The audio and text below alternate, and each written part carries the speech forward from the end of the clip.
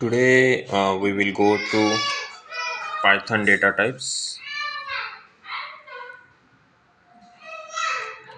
So there are different types of data types in Python. One is built-in data types. So in the programming, data types is an important concept. Variable can store data for different types, and different types can be different things. Okay, so these are built-in data types. The first one is text type, numeric type, sequence type, mapping type, set type, boolean type, then binary and none.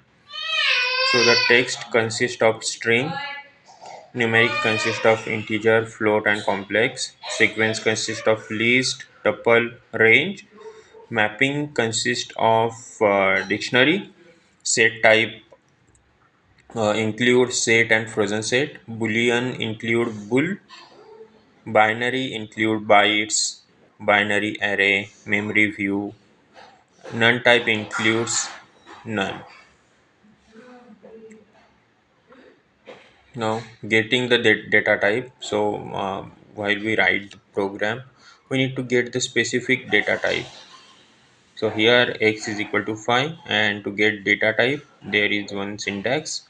First we have to write print, then in bracket type, in bracket x and bracket close, like this. When we run this program we will get type data type of x as integer. We can set data type also. X is equal to hello world, it will show the data type is string.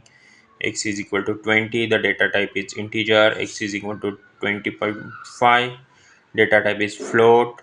Like this we can set data types. Now here we can setting up the specific data type also. X is equal to in bracket hello world, and outside of the bracket string, then that is considered as a string. Then x is equal to int 20, then it is an integer. If we write this as a float, then 20 will show as a float also. If we write x is equal to int 20.5, then it will show int, like that. We can set a specific data type also. Yeah, this is the end of the slide.